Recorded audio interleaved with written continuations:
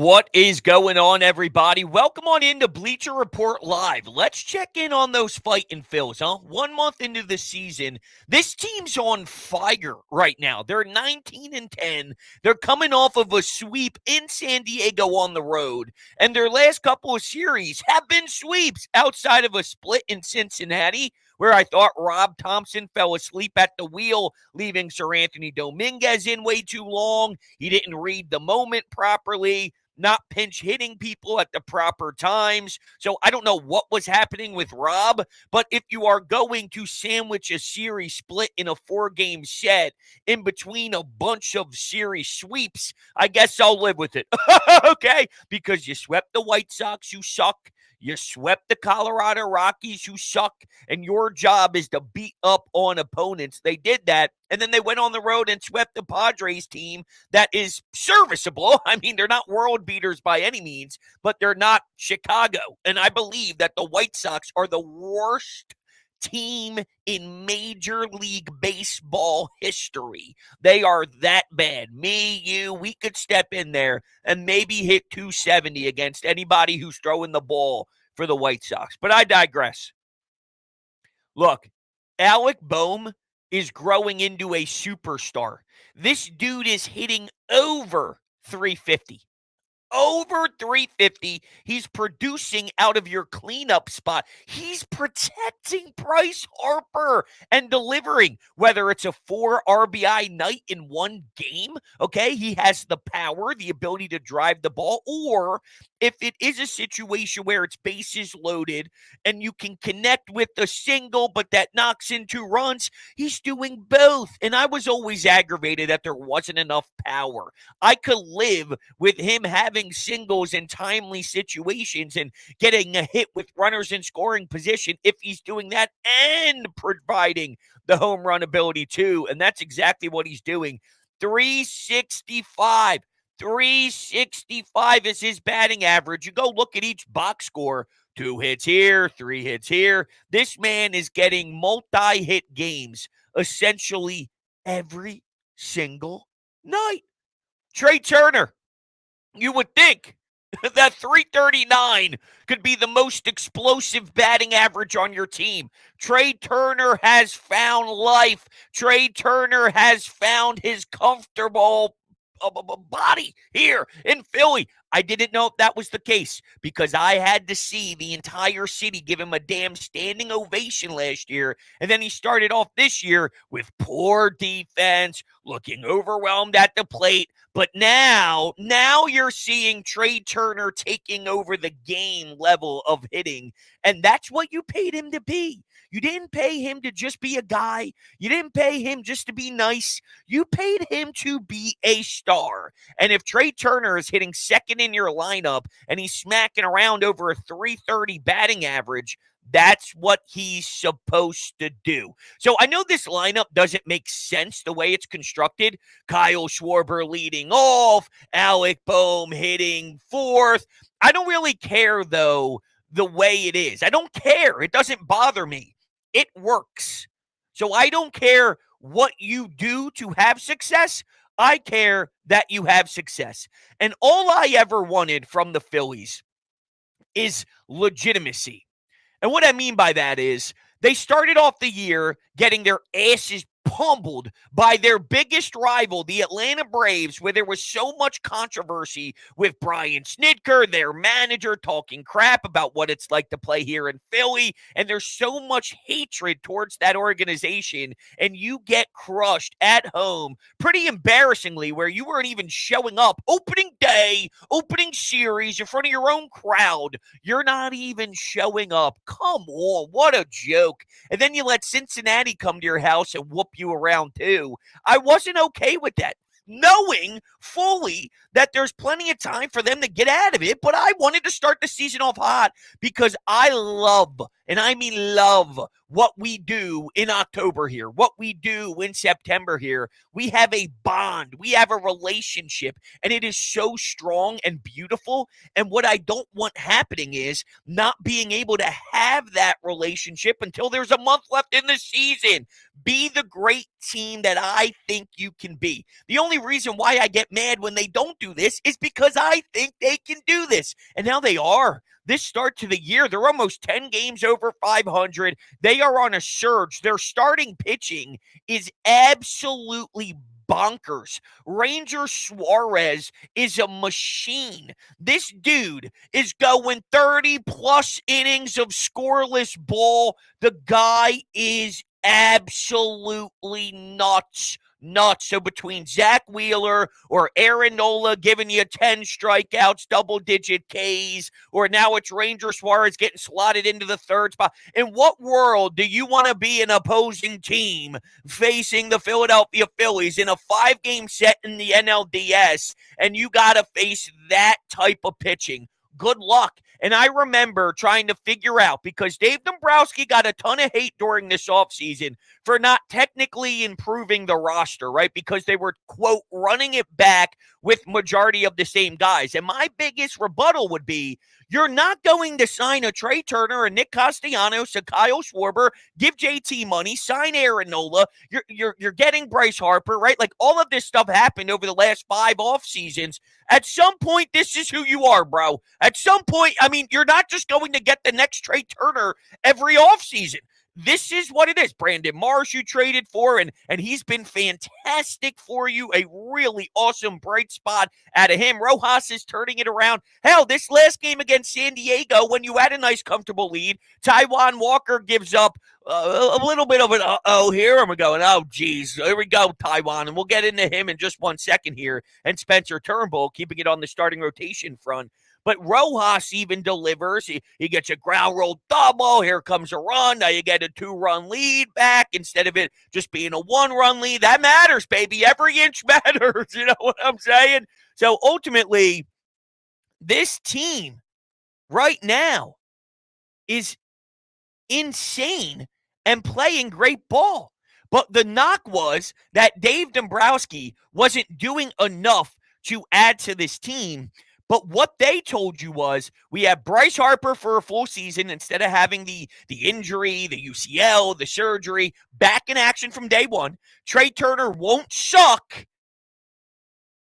And they were right about that. Ranger Suarez, visa issues. He'll be here on time. They were right about that. That's what they told you. They were right about that. On top of improvement just from generic getting better in the offseason, whether it's JT working on some things with the leg kick, whether it's Bryson Stott, who just had 2 bombs in one day. Good for him. I think he really needed it. So what an explosive day at the office for Stotty. I thought one of my X factors, though, there were a few. One was an obvious one, and that's Nick Castellanos, because you could see the difference when he plays good baseball and when he plays bad baseball. We haven't even really seen good baseball this year. I'm not talking about a ridiculous catch out in right field that I think he got lucky on anyway. I'm not talking about his 1 home run that he has. I mean, the guy's a flat-out bum right now, if we're just being honest. He's a flat-out bum right now. Doesn't mean he'll always be, but so far he's been here for a long time now. This isn't Trea Turner that has a bad 3 months and then he turns it on and he's essentially awesome for about 90% of the time since then. No, this might be who he is, and who he is not good enough. So, you could even make the argument at times that it would make sense to not even play him if you want to get Rojas, Whit Merrifield, if you want to look at your outfield and Pache and whatever. I'm at the point of whatever with Nick Castellanos. That was my first X factor. Not really panning out that much. My second X factor was, what Ranger Suarez do we have? Because you always can slot Zach Wheeler in, Aaron Nola, I know traditionally there have been some brutal regular season games, and the home run ball was brutal, and 0-2 counts sometimes make us nauseous. But at the end of the day, over the last 2 seasons in the postseason, Aaron Nola has been there for you. You put him in as your 2. Right now, Rangers playing like the best NL pitcher of all time, maybe even the best major league pitcher of all time. Screw just the National League. We're talking Randy Johnson in his prime. We're talking about anybody, the best to ever do it in their prime. That's how nasty Ranger is. The ball is coming back to him full speed, nonchalantly gets his glove there, and then tosses it to Bryce Harper with a few, what do they call that? A few double clutches here, and zips it on over as if it wasn't a 120-mile-per-hour line drive right back at his throat. My man just snags it and pretends it's another day at the office. That's on top of his electric pitching. I'm not even talking about his pitching yet. I was talking about his insane level of demeanor, okay? His personality on the field. It's disgusting. 30-plus innings of scoreless ball. I mean, make it make sense. This guy's a machine.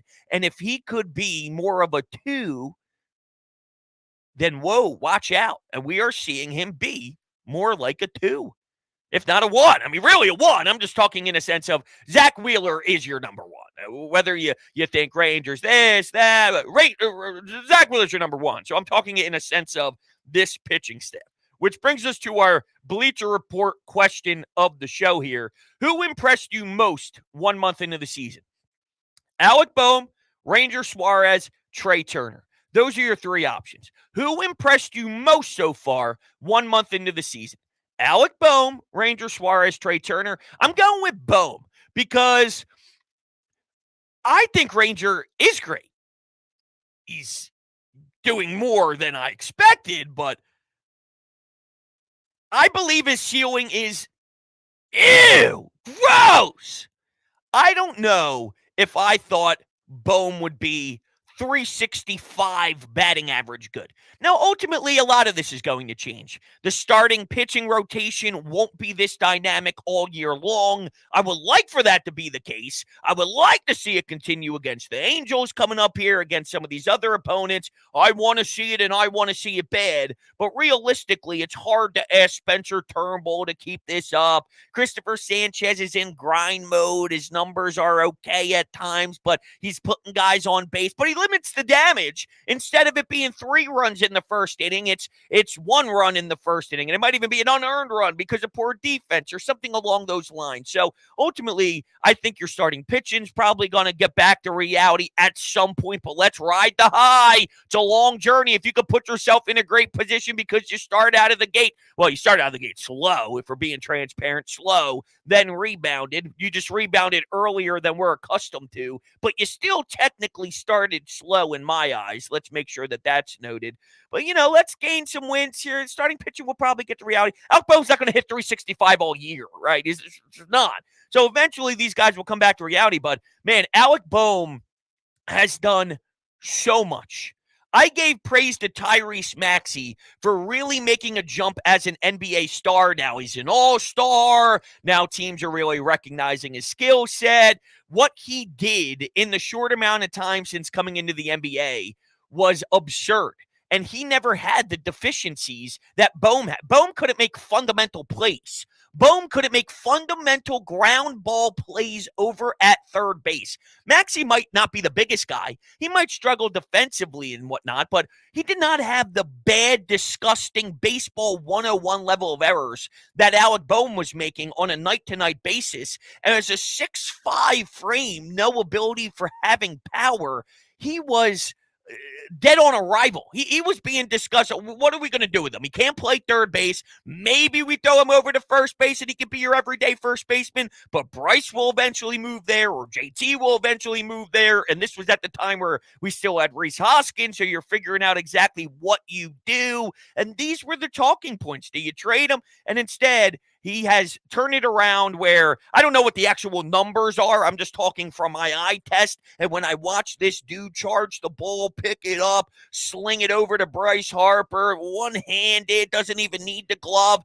He's crazy. So now I look at him as a plus defender and one of your most important cleanup hitters to protect Bryce Harper. You want to put Bryce Harper on, good luck getting this guy out. He uses the whole field, and he's got the pop. The guy is scorching red hot right now to the point where you could put him in the discussion for NL MVP right now. Long way to go.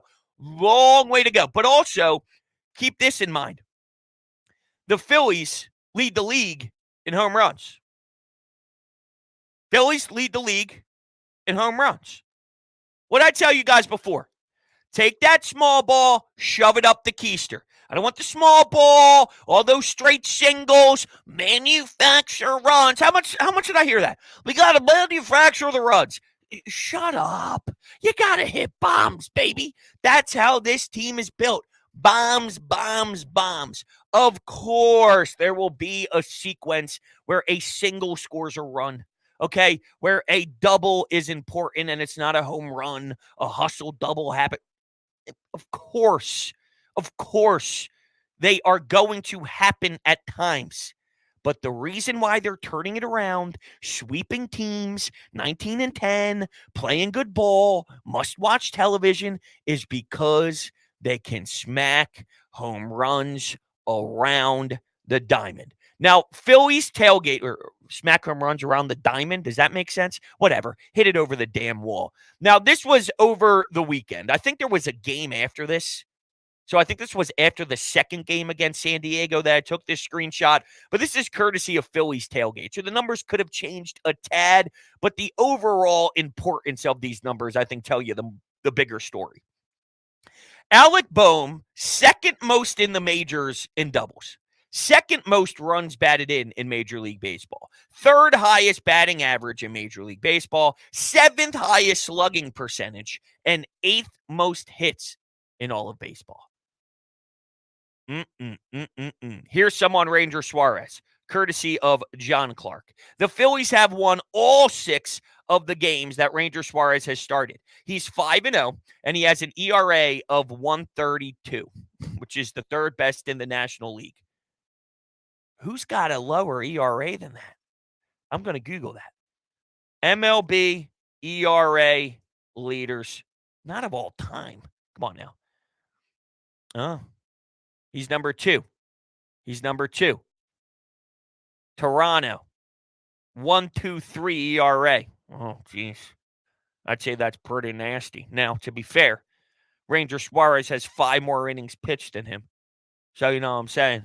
you know what I'm saying? That's our guy, Ranger. That's our guy, Ranger. You know what I'm saying? So let's get to Taijuan Walker for a second, because that was a hot item. From the surface, before we saw Taijuan Walker's first start here in Philly, we were worried about the velocity, worried about how he was throwing with the Iron Pigs. He had some walks, had some earned runs down in AAA. Not the greatest thing to see in the world, but Spencer Turnbull has been dynamic. He's coming off of some injury stuff. His innings pitched hasn't been very high. So it seems they're going to take this precautionary approach with Spencer Turnbull once again prior to seeing what Taijuan Walker did in his first start this season. My take on it all was Spencer Turnbull has done enough to earn the respect to keep starting. Until he fails, what more can you ask of that kid? He has been so sharp. These numbers are so good. If you're going to ask an athlete to turn it on and maximize an opportunity, what more can you do than going 5 innings, no earned runs against the Reds, going 6 innings, no earned runs against the Cardinals. Against the Pirates on April 13th, it wasn't strong. 4 innings, 3 earned runs, a couple of walks. But outside of that, 7 innings against Chicago, no earned runs. 5 innings against the Reds, 1 earned run. And what you're asking Taijuan Walker to be is an inning eater. So You need him to somehow get a lot of innings under his belt. But those Taijuan Walker's role is a fourth starter, a fifth starter. He's an inning eater. He's not a dominating force. So my point is, the number Spencer Turnbull is giving you is what you would ask Taijuan Walker to get you in theory. All right, he gives you 172 innings last season. You got to find a way to eat those innings again, and Spencer Turnbull was doing that. So I just want to point out that I don't think Taijuan Walker is as bad as he was last year. His first inning ERA was over 7, so he struggled in that department, but he still ate a lot of innings, and this team found ways to win a lot of games with him pitching, whether it was because of him or not, whether it was because of the explosive offense or not, because when you're giving up 7 ERA in the first inning, you're putting your team from behind, and then they're obviously fighting back, and then you're settling into some level or whatever, right? I mean, there's a lot of variables here. Not as bad as what he was last year. He's probably not as good as what I thought he could be at the time of the signing. I didn't hate his first start. Now, people are going to rip Rob Thompson at 70-plus pitches, putting him back out there after a strong 6 innings or so, letting him go the 7th. You can't have it both ways. If Rob Thompson is going to pull Aaron Nola, let's say, at 88 pitches, and then you're going to bitch that's not what you do, well, then after 6 innings of 70-plus pitches, you can't bitch that Taijuan Walker got the 7th. It's 70-something pitches for the... Yes, you put him out there. Yes, Rob's not dumb for giving him the 7th. Now, maybe in the 7th, let's be a little quicker. Maybe in the 7th, let's be on our more prepared for if the 7th goes a certain way. But to give him the bull, I see people complaining that you can't give him the 7th. Yes, you can. You're the first person to complain when Zach Wheeler gets yanked at 91 or gets yanked at 82 or gets yanked at 87. And don't give me for 1 second that, well, Walker's not weird. We're talking 70 pitches in the 70 range. He's not at 85. He's not at 88. To ask a veteran starting pitcher to give you a 7th inning when he's in the 70s is very, very, very, very, very, very fair. Very fair. So I was a little surprised by that. You're just reacting to the result more so than anything else.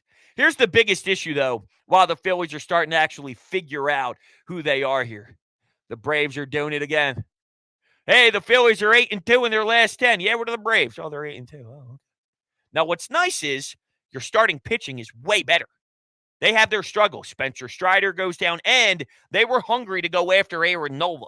So they knew they needed starting pitching heavily, and then they lose their number 1. That is a brutal, brutal spot for the Braves. What they have, though, is a fantastic lineup, as we all know. Nothing new there. They have a fantastic lineup. And they can make up for that over the regular season. Where they're going to have issues is your dominant starting pitching in the postseason, is going to be significantly more important for you. I'm taking a look at Chris Sale here by his most recent games because I don't know exactly how he's pitching. Against Cleveland on April 26th, he went 7 innings and allowed 1 earned run. It's pretty good. Against the Rangers, 7 innings, 3 earned runs with 7 Ks. You take that. Against the Marlins, 7 innings, 5 earned runs. Not necessarily great. 5 1/3 against the Diamondbacks, 2 earned runs. 5 1/3 against the Phils, 2 earned runs. So I'm just curious what he's kind of getting the Braves right now, and it's fine. It's fine. It's nothing overwhelming. He has flashes, but then he also has beatable moments too. So for whatever that's worth. But yeah, I mean, your starting pitching is the best starting pitching staff in baseball right now. And you have a good bullpen. I want Sir Anthony to be better. I don't think he will be. If Spencer Turnbull ever goes back to reality, which is probably going to happen at some point, maybe he is a bullpen guy. But imagine him in the bullpen. That improves your bullpen even more. Maybe that can make up for Sir Anthony stinking. Because I do project at some point maybe Spencer Turnbull runs out of gas, unless this is who he is. I just find it hard to believe this is who he is over the long run, but maybe it is. Maybe it is. We'll see. But those are my thoughts as we take a look at this Philly squad 1 month in. It's been a hell of a weekend here in Philly sports. Your Sixers are crushing you. Your Eagles are having a hell of a draft with Howie Roseman. And the Phillies are just doing their thing. We got to make sure we take a stop, take a breather to appreciate what they're doing. Because this is what I've been asking for a while now. Why can't you be dominant in the regular season? Why can't you be the Braves? Why can't you win 100 games? Why can't you actually give them a fight for their money? And instead of being 14 regular season wins less from the Braves, why not make it a bloodbath? Why not make it 1 or 2 games down the stretch and see if you can go kick their ass and make it happen? And I don't want to hear for 1 second that you don't want any sort of bye week, because the Braves complain every year that they can't win because they have to wait a few games. Shut up, you losers. Anyway, that's it. That's what I got for you. Appreciate you all so much. Thank you. Love you to death. And we'll be talking soon here on Bleacher Report. Have a good day, everybody.